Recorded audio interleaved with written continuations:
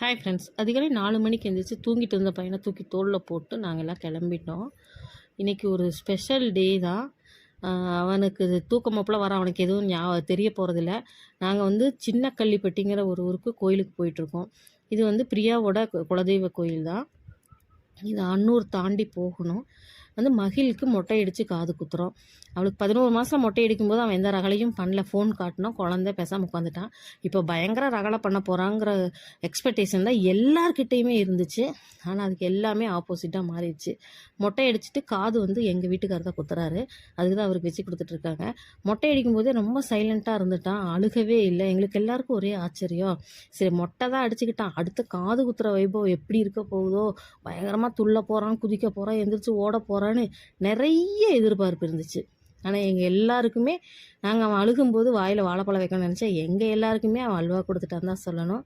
First காது குத்தும்போது லைட்டாக அழுதான். ஆனால் செகண்டு காது குத்த விடமாட்டானோ அப்படின்னு நான் நினச்சேன். பட் அதுக்கு கூட அவன் அழுகலை. சேம் அதே மாதிரி ஒரு சின்ன அழுக அதோடு நிறுத்திட்டான். அதே மாதிரி காது குத்தி முடித்த உடனே கூட ஈஸியாகவே சமாதானம் ஆகிடும்.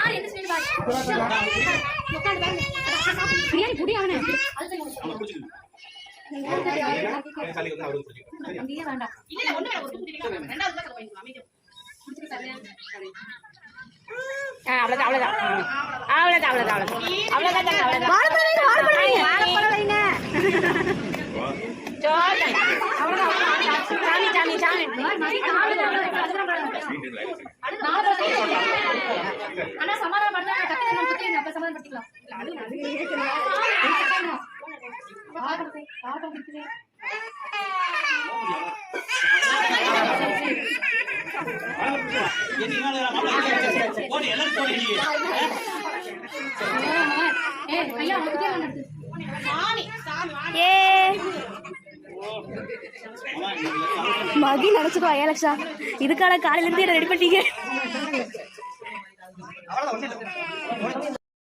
மார்னிங் டிஃபன், அப்புறம் ஆஃப்டர்நூன் லஞ்ச் எல்லாமே அங்கே தான்.